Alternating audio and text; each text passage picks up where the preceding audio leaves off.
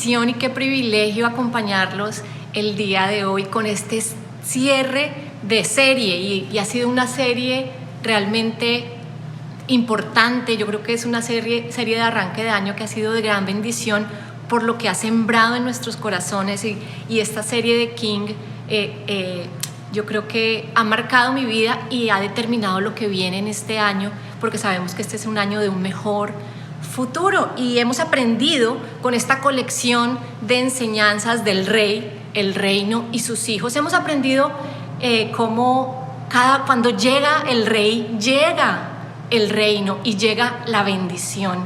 Desde que Jesús empezó su ministerio, Él determinó, Él dijo, arrepentidos porque el reino de los cielos se ha acercado, y donde se acerca el reino de los cielos tiene que haber transformación, tiene que haber vida, tiene que haber cambio y hay bendición. También aprendimos que es un reino diferente, y en Lucas, Él nos dice en Lucas 22:26, pero entre ustedes no debe ser así. El más importante debe comportarse como el menor y el que manda como el que sirve. Y esto se da en el contexto de una discusión de los discípulos cuando saben que el maestro se va y dicen, y aquí ahora, ¿quién va a ser el que manda? ¿Quién va a ser el mayor? ¿Quién va a reemplazar a Jesús? Y él plantea algo totalmente diferente y nos hace pensar, nuestro punto de referencia no pueden ser los reinos humanos, sino que yo vengo a mostrar un reino diferente. Y es que el reino de Dios es diferente a todos los reinos de este mundo y nos podemos preguntar ¿por qué es diferente? Es diferente por el rey, por quien gobierna. Él es totalmente diferente. Dice la palabra, y lo hemos visto y lo hemos conocido, que los reyes se aprovechan de sus súbditos, que subyugan a la gente y que se aprovechan y viven de la gente. Son tiranos, son prepotentes, son altivos y se creen superiores a los demás. Pero nuestro rey es diferente. Él es un rey amoroso, un rey compasivo y un rey que se entregó por completo y se estimó siempre como el siervo de los demás. Vino a servirnos, vino a rescatarnos y vino a dar su vida por ti y por mí. También es diferente porque tiene un sistema de gobierno diferente. El sistema de gobierno del reino de Dios es un sistema de gobierno de servicio, de poner nuestra vida al servicio de los demás, de no estimarnos a nosotros mismos como superiores a otros, de buscar que todos lleguen a conocer y a relacionarse con el Padre. Es totalmente diferente. Y también es diferente en que está compuesto por gente diferente.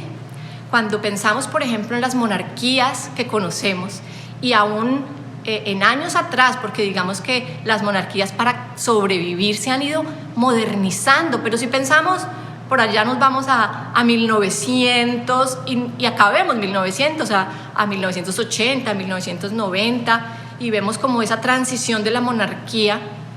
Pensamos, por ejemplo, en el caso de España y vemos como el rey Juan Carlos se casó con la reina Sofía y ellos eran de la llamaban que la monarquía era de sangre azul, era una familia especial, no era una familia común y corriente. Era clarísimo que las personas en el reino eran los nobles, los que pertenecían a la familia real, los que eran de sangre azul y no se mezclaban con los plebeyos. No podía suceder que alguien de la realeza se casara con alguien que no fuera de la realeza, que fuera un plebeyo, que fuera una persona común y corriente. Incluso en las monarquías europeas se casaban de casas reales de diferentes lugares, pero siempre entre la monarquía. Fue hasta que apareció la reina Leticia en este momento, y ella, que era separada y era además totalmente plebeya, se casó con el príncipe Felipe y hoy son los reyes de España, y eso ha traído una renovación de la monarquía. Pero antes no se pensaba ni se imaginaba que eso pudiera ser de esa manera. Sencillamente había una división. Los reyes eran nobles, tenían sangre azul, eran absolutamente diferentes y especiales, y los súbditos éramos los plebeyos normales que trabajábamos para que ellos recibieran y pudieran vivir. Y en el reino de Dios es totalmente diferente, porque el reino de Dios es un reino de hijos, no es un reino de súbditos, es un reino de hijos. Y yo quiero que eso te quede grabado en tu mente y en tu corazón. El reino de Dios es un reino de hijos, y así se titula nuestra enseñanza de hoy, la última enseñanza de la serie. Es un reino de hijos, porque el reino de Dios, de nuestro Padre Dios, es un reino de hijos. Por lo tanto, eso hace que sea un reino de hijos, hace que de tu imagen personal, de lo que tú sabes que tú eres, de tu identidad como hijo, se determine la capacidad de disfrutar este reino, de tu conciencia, de saber que eres hijo. Eso determina la capacidad de que tú disfrutes y te muevas en el reino. Pero además, esa imagen que tienes de ti mismo determina la manera en la cual tú vas a operar dentro de ese reino. Y por eso es tan importante que tú y yo sepamos que somos hijos de Dios, que somos miembros del reino y que Él nos ha dejado una labor y una tarea. Y algo que me ha llamado mucho la atención en toda esta serie es entender que esto se trata de nuestro Padre, y que nuestro Padre es el Rey. Y a veces leemos, los que conocemos o que llevamos muchos años en el Evangelio, leemos este versículo que dice que somos real sacerdocio, pueblo escogido, nación santa, y nos sentimos diferentes y nos sentimos quizá como esos nobles de antes, y tendemos a rechazar a los que no son como nosotros. Nos sentimos que somos escogidos y que somos valiosísimos y especiales, y nos creemos más que los demás que no conocen a nuestro Padre y que no han sido escogidos. No, sí han sido escogidos, sí han sido llamados, pero ellos no han tomado la decisión o no han conocido al Padre como tal, y nosotros nos sentimos superiores. Y ese no es el llamado y no es la invitación del Padre al hacernos un reino de hijos. Y quiero que leamos juntos y que compartamos y conversemos sobre un versículo o una parte de la Biblia que está en Lucas 15:11. Y si bien, y les puedo decir que el título por el que conocemos a esta porción es El Hijo Pródigo, yo luego de leerlo y de meditarlo y de todo esto, me quedé pensando, y sencillamente para mí, mi interpretación personal es una historia de familia. Es una familia lo que nos narra esta porción de la Biblia. Y yo pensaba en mi familia. Mi familia somos mi esposo y yo, y tenemos 2 hijos, como en esta historia. Y es muy chistoso porque si yo pienso en mis hijos, son totalmente diferentes. Mi hija mayor y mi hijo menor, Rebeca y Benjamín, para los que los conocen. Y yo cierro los ojos y me los imagino, y son totalmente diferentes en su temperamento, son diferentes en sus gustos, en sus preferencias, son diferentes en sus talentos y en sus dones, son diferentes en su temperamento y en su forma de relacionarse con nosotros. Y si bien yo digo que Benjamín es la respuesta a la oración de Rebeca, porque desde pequeña quería un hermano y lo pidió como Benjamín, dijo: lo quiero niño, lo quiero pelirrojo, lo quiero crespo, y eso fue lo único que le falló. Pero Dios respondió su oración. Llegó una edad entre ellos en que ellos tienen una discusión constante y permanente, y es la siguiente, y yo creo que es una realidad en las familias. Ellos se dicen: yo soy la favorita de mi papá y mi mamá. Y Benjamín le responde a Rebeca: no, yo soy el favorito. Y todo el tiempo tienen esa discusión. Y yo pensaba en mi familia, y nosotros somos 4, no somos 2. Y nosotros no hablábamos de favoritos, pero sí había un constante, y también creo que es algo de la familia, matoneo del mayor al menor, del menor al mayor. Y yo me acuerdo que nosotros somos 4, yo soy la tercera, y yo fui la menor por un tiempo, y mis hermanos mayores me daban duro. Pero cuando nació mi hermana menor, los 3 le dábamos duro a ella. Entonces es una constante en las familias, esa relación extraña entre los hermanos. Y quiero que leamos juntos Lucas 15:11 y pensemos un poco en el contexto de esta historia. Dice: Jesús continuó y les dijo: un hombre tenía 2 hijos. Un día el menor le dijo a su padre: papá, dame la parte que me toca de la herencia. Entonces el padre repartió sus bienes entre los dos. Pensemos un poquito en eso. Está el papá y sus dos hijos y llega el menor y le dice: papá, quiero mi herencia, quiero... Y el papá, ¿qué dice ahí? Dice, le dio la herencia como se la pidió. No, dice, el padre repartió sus bienes entre los dos. Uno le pidió la herencia, pero él inmediatamente repartió para los dos. A los pocos días, el hijo menor juntó todo lo que tenía y se fue lejos, es decir, cogió su herencia y me imagino que tenía cositas en la casa, recogió su play, recogió sus cositas y cogió camino, se fue lejos, a otro país.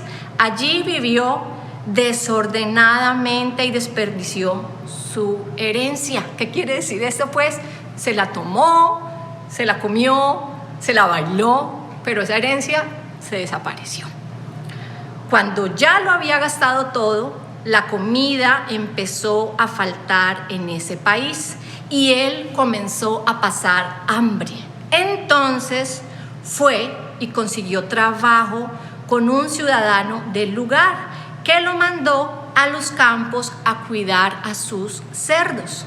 Tenía tanta hambre que le daban ganas de llenarse el estómago con la comida que le daban a los cerdos, pero nadie se las daba. Y ustedes imagínense eso, era un muchacho que tenía todo en la casa de su padre, la comida que quisiera, el antojo, el chocolate, lo que se les ocurra que le gustaba, lo tenía todo. Se fue, se gastó la plata y ahora llegó una hambruna al lugar y ya no tenía dinero, le tocó trabajar, quizá como nunca lo había hecho, porque en la casa del papá podía ayudar con cosas, piensen en sus casas, pero no le iba a tocar salir a trabajar de esa manera y le tocó salir a cuidar cerdos. Ese no es un trabajo honorable, ese no es un trabajo bonito, es un trabajo duro, es un trabajo difícil y es un trabajo, o sea, los que han ido así sea a Panaca a ver los cerdos o en la finca han visto cerdos, saben que si tú te vas acercando a las marraneras, el olor es absolutamente terrible. Y él tenía que permanecer cuidando a esos cerdos, pero no solo eso, sino que a pesar del olor que produce y de las náuseas que podía tener, era tal el hambre que le antojaba la comida de los cerdos y aún esa comida no podía acceder a esa comida. O sea, imagínense ustedes esa situación tan dura. ¿Cómo sería el hambre de esa persona para anhelar llenarse con la comida de los cerdos? Dice, un día se puso a pensar. Y es que esas situaciones difíciles, esos momentos de crisis nos llevan muchas veces a pensar, nos llevan a reflexionar, nos llevan a ir más allá de la realidad de cuando estamos bien en casa de papá, nos llevan a decir, a valorar, a decir lo que estoy viviendo, nos llevan a pensar y dice, en la casa de mi padre los jornaleros tienen comida en abundancia y yo aquí me estoy muriendo de hambre. Él empezó a pensar y empezó a recordar, empezó a decir, yo aquí pasando esto y en mi casa hay trabajadores que tienen abundancia en su mesa y les pagan lo justo y son bien tratados y yo aquí sufriendo. Y en ese momento tiene un chispazo y una inspiración y dice, volveré a casa y le diré a mi padre. Y a veces yo estoy en mi casa haciendo cosas o cuando era más chiquita en la casa de mi mamá y yo tenía una crisis o una situación con algo y me sentaba y mientras hacía mis cosas yo me imaginaba, voy a ir y voy a decirle, y yo no sé si les pasa a ustedes, pero a veces yo tengo una diferencia con alguien y en mi mente digo, bueno, voy a ir donde esa persona y le voy a decir, hola, ¿cómo estás? Mira, no me gustó tal cosa, no me gustó como me dijiste, y preparo como todo un libreto y un bosquejo en mi mente para ir a hablar con esa persona. Muchas veces se queda ahí el libreto y no pasa nada, pero él dice, él se planea la película y dice, volveré a casa y le diré a mi papá, papá, he pecado contra el cielo y contra ti, ya no merezco que digan que soy tu hijo, trátame como a uno de tus jornaleros. Él dijo, voy a volver a mi casa, tengo que hablar con mi papá y le voy a llegar bajito y le voy a decir, papá, he pecado contra el cielo y contra ti, perdóname y hazme como uno de tus jornaleros. Él vio la situación, la perspectiva de lo que estaba viviendo y lo que había abandonado y lo valoró y dijo, voy a ir, voy a poner las cosas en orden y voy a hacer el intento de que trabajar allá y que me paguen por lo menos. Así que viajó de regreso a la casa de su padre. Él no solo se quedó con el pensamiento, sino que tomó la decisión y se encaminó a la casa de papá. Cuando todavía estaba lejos, su padre lo vio y sintió compasión por él. Salió corriendo a encontrarlo, lo abrazó y lo besó. Y esta parte es hermosa porque nos muestra cómo su papá no siguió su vida común y corriente. Claro, siguió su vida y siguió trabajando y siguió viviendo, pero él siempre estuvo esperando a su hijo, porque él vigilaba, él estaba pendiente y lo vio de lejos cuando llegaba. Y dice que él lo vio, sintió compasión. Yo creo que sintió compasión eso, yo creo que se le revolvió todo a ese papá de ver a su hijo viniendo y llegando de nuevo, y lo abrazó y lo besó. Dice que corrió a su encuentro, lo abrazó y lo besó, y ese es el padre que tenemos, que nos abraza y nos besa. Dice, el joven le dijo, y era lo que había practicado, dice, papá, he pecado contra el cielo y contra ti, y ya no merezco que digan que soy tu hijo. Pero el padre ordenó a sus sirvientes, pronto, traigan la mejor ropa y vístanlo, pónganle un anillo en su dedo y sandalias en sus pies, y que maten el becerro más gordo para hacer fiesta. Él se había aprendido muy bien su bosquejo de enseñanza y de predicación, y le dijo, padre, he pecado contra el cielo y contra ti. Pero el papá actuó tan rápido que no pudo decirle la segunda parte, que era, contrátame como uno de tus trabajadores y trabajaré para ti, sino que el papá inmediatamente llamó a todos y tráiganle, vístanle, arréglenle, pónganle. Inmediatamente actuó, así que él se quedó solo con esa primera parte. Porque este hijo, dice el padre, estaba muerto. Ay, no, me salté. Pronto, traigan la mejor ropa, vístanlo, arréglenlo, y que maten el becerro más gordo para hacer fiesta. No solo lo arregló, lo limpió, lo puso bonito. Quizá él venía, pues primero muy flaco y muy acabado. Piensen que venía de una hambruna. Pero además yo creo que sus ropas, él perdió todo. Debía venir sucio, debía venir oliendo feíto, y sus ropas venían acabadas, y él inmediatamente lo que hizo fue arréglenlo, pero además maten el becerro gordo, aliméntenlo, hagamos fiesta y celebremos, dijo el padre, porque este hijo mío estaba muerto, pero ha vuelto a vivir. Se había perdido y lo hemos encontrado. Y comenzaron la fiesta, y ese es el corazón de nuestro Padre cada vez que nos acercamos, que confiamos, que caminamos, que decidimos rendirnos y entregarles nuestra vida. Y yo quiero decirles que cada vez que lo hacemos estamos seguros. Cada vez que venimos, Él está ahí con los brazos abiertos, extendidos, esperándonos. Pero pasó algo extraño en la casa, y dice, mientras tanto, el hijo mayor estaba en el campo. Cuando iba de regreso, cerca de la casa, oyó música del baile. Llamó a uno de sus sirvientes y le preguntó qué estaba pasando. Él le respondió, tu hermano ha regresado y tu papá mandó matar el becerro más gordo porque lo ha recuperado sano y salvo. Y fue una explicación muy clara la que le dio su sirviente. Le dijo, tu papá está feliz, está de fiesta, hay una celebración en la casa porque tu hermano volvió y tu papá lo ha recuperado sano y salvo. Y ahí es cuando entra esa rutina familiar, esa situación familiar, y el hermano mayor no dice, sí, volvió mi hermano, vamos a celebrar y a gozarnos y a alegrarnos y llamemos a todo el mundo porque llevamos mucho tiempo y no lo veíamos, sino que él no le gustó esa noticia. Él no celebró con su padre. Y dice, el hermano mayor se enojó tanto que se negó a entrar. El padre tuvo que salir a suplicarle que entrara, pero él le respondió, por años he trabajado para ti sin desobedecerte. Nunca te he desobedecido y jamás me has dado siquiera un cabrito para hacer una fiesta con mis amigos. Y él hace se descarga contra su padre y le dice, nunca me has dado ni siquiera un cabrito pequeño, a este le mataste el becerro más gordo, y a mí que te he obedecido todo el tiempo que he estado ahí por años, no me has dado absolutamente nada. Y su corazón estaba lleno de envidia contra su hermano. Dice el hermano, en cambio, ahora que regresa ese hijo tuyo,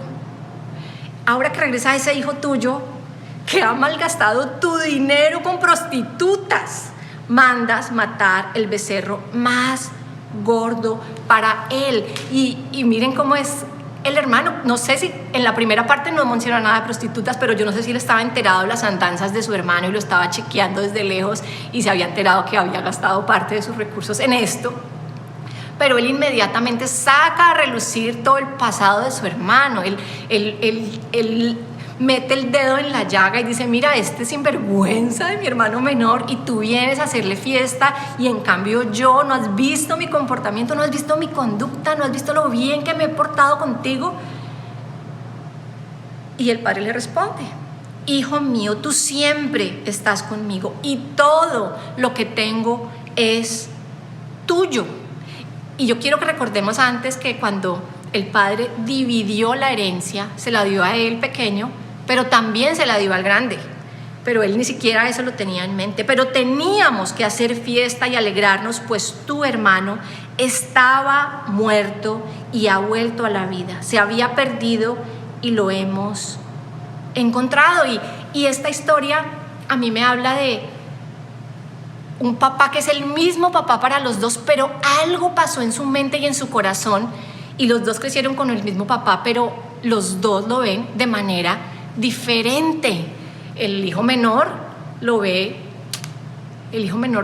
como un padre bueno, porque él sabía que podía.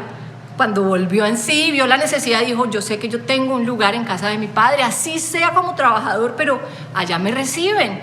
En cambio, el hijo mayor, que estuvo ahí todo el tiempo, tenía una imagen distorsionada de su padre y una imagen distorsionada de su relación con su padre. Podemos ver claramente que el hijo mayor tenía un vínculo y un corazón, no de hijo, sino de esclavo, de siervo, de una persona que está al servicio de. Y es una relación transaccional, como si él recibiera pago y salario por lo que hiciera. Si me porto bien, voy a recibir una bendición, pero si me porto mal, si fallo, no voy a recibir una bendición, amor, cuidado, no lo voy a hacer. Y es que un corazón de siervo cree que la bendición de su padre es remuneración al buen comportamiento, remuneración al buen trabajo, es un pago. Y si no lo hago, no lo voy a recibir. También cree que la bendición del padre es una contraprestación, es el pago a su obediencia. Y yo quiero en esto que reflexionemos como padres y seamos incondicionales como es nuestro Padre, porque a veces nosotros mismos erróneamente solo premiamos conductas y no nos relacionamos con nuestros hijos de manera correcta, y esa forma con la que ellos se relacionan con nosotros finalmente va a determinar la forma en que ven a su Padre Dios, a su Padre Celestial. Un corazón de siervo hace que a él le cueste ver todas las bendiciones que ha recibido, que siempre esté comparándose con los demás, como si si mi padre bendice a mi otro hermano, bendice a él, no le va a alcanzar para bendecirme a mí. Entonces siempre está mirando qué le dan al otro y juzgando, pero ¿por qué a él si él ha hecho esto y esto y esto y esto? ¿Por qué? Es un corazón que juzga, que cuestiona, que critica todo el tiempo, que no disfruta y que vive siempre en esa continua comparación y en ese continuo juicio. En cambio, el corazón de un hijo, que es el corazón del hermano menor, sabe que tiene derecho a la bendición por ser hijo. Él recordó y dijo, yo me toca pedirle perdón a mi papá, pero yo sé que él me va a recibir, y que así sea como trabajador me va a recibir a pesar de todo lo malo y lo terrible que hice. Además es agradecido con su padre. Él ve todas las cosas que su padre hace por él, y las puede ver con claridad.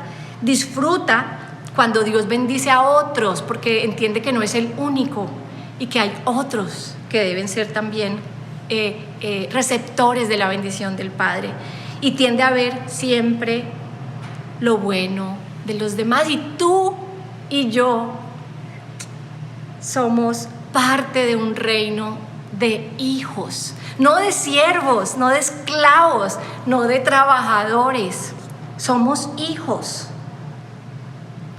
Y no tenemos que tener temor de entregarle nuestra vida y nuestro corazón a Jesús como Rey, porque Él nos vino a enseñar, Él nos vino a modelar, y en esta serie de King lo hemos aprendido, pero Él nos vino a mostrar cómo era su relación con su Padre, y eso es de las cosas que Él nos modeló que Él vino a servir, pero además Él nos modeló cómo era su relación con el Padre. Él estaba en contacto, Él hablaba, Él le mostraba su corazón. A mí de las partes que me impresiona mucho es cuando está en el hueco, cuando llora y cuando le dice, que pase de mí esta copa, yo no quiero vivir esto va a ser muy duro, muy difícil, no quiero. Y yo creo que tiene una conversación con el Padre y Él le dice finalmente, hágase tu voluntad, yo sé que tengo lo necesario para lograrlo, aunque va a ser duro y doloroso, pero que se haga tu voluntad. Y esa es nuestra relación con papá. Nosotros podemos desnudarnos completamente, decir nuestros temores, nuestros miedos, nuestros pecados, nuestras faltas, todo lo que hay en nosotros, y Él está ahí para acompañarnos, para levantarnos, porque Él es ese buen Padre. Y es que Jesús vino para enseñarnos a vivir como hijos, para que podamos disfrutar el reino de Dios en toda su dimensión. Y quiero que leamos Romanos 14:17. Dice, porque el reino de Dios no es comida ni bebida, sino justicia, paz y gozo. Repite, justicia, paz y gozo. ¿Y qué es justicia, paz y gozo? Justicia. Cuando pensamos en justicia pensamos que es un juez que condena, pero realmente justicia se refiere a la justificación en Jesús, porque Él vino y pagó una deuda que estaba sobre nosotros, y gracias a Él podemos decir que estamos bien parados delante de Dios. Él pagó esa deuda y gracias a eso podemos acercarnos confiadamente al trono de la gracia. Esa es la justicia. Paz es esa shalom que nos envuelve y nos abraza a pesar de la situación difícil, a pesar de la pandemia, a pesar de la crisis y de lo que estamos viviendo. Es ese bienestar y esa prosperidad. Y gozo es mucho más que alegría y más que felicidad. Es gozo, es deleite, es regocijo, y de eso se trata el reino de Dios. Y el Padre tiene todo eso para sus hijos. Y yo quiero que, por último, reflexionemos en nuestra relación con nuestro Padre. Podamos entregarle nuestro corazón completamente a Jesús y rendir nuestra vida a Él y vivir en un reino de hijos, donde lo que queremos es ser más y más hijos, no pensar nos quedamos un grupito de hijos pequeño, más bien porque al papá no le alcanza para pagarnos a todos, sino ampliar este reino. Y yo pienso que siempre que pensemos en que nuestra relación con el Padre se vuelve transaccional, pensemos en el momento en que Jesús iba a iniciar su ministerio y fue bautizado, y en ese momento dice que se abrió el cielo y una voz se escuchó que dijo, este es mi Hijo amado. Unas versiones dice, en el que tengo complacencia, en el que me complazco, en el que me siento satisfecho. Y todo eso sucedió antes de que Jesús hiciera un milagro, antes de que Jesús entregara su vida y cumpliera su propósito, antes de que hiciera cualquier cosa, su Padre estaba complacido con Él. Y yo pienso en mis hijos y yo sé que los que son papás pueden cerrar sus ojos y pensar en sus hijos pequeños, que uno solo los veía y se sentía gozoso y agradecido y lo veía. Y los que no tienen hijos piensen de pronto en su perrito o en su gato, que a uno también lo ve pequeño y uno siente una alegría y uno se complace sin que hagan absolutamente nada. Y así es nuestro Padre. Él se complace en ti y en mí por el simple hecho de ser sus hijos. Y yo siempre que predico, que tengo la posibilidad de hablar con mujeres, digo, yo siempre le pido, y lo que yo quiero en mi corazón es hacer sonreír a mi Padre en el cielo, que Él me vea caminar por esta tierra en algo sencillo. No estoy hablando de predicar o de hacer ministerio, sino en mi vida diaria, y hacerlo sonreír. Siempre ha sido el deseo de mi corazón, y yo creo que si vivimos en función de, Señor, Padre, yo quiero hacerte sonreír, que mi vida te haga sonreír, que como me relaciono con las demás personas te haga sonreír, que como muestro lo que tú has hecho por mí te haga sonreír. Y en la medida en que nosotros nos apropiemos de esa realidad, de esa verdad, que somos hijos y que este es un reino de hijos, vamos a poder caminar en bendición, en libertad, y vamos a extender este reino y que se establezca en la vida de muchos.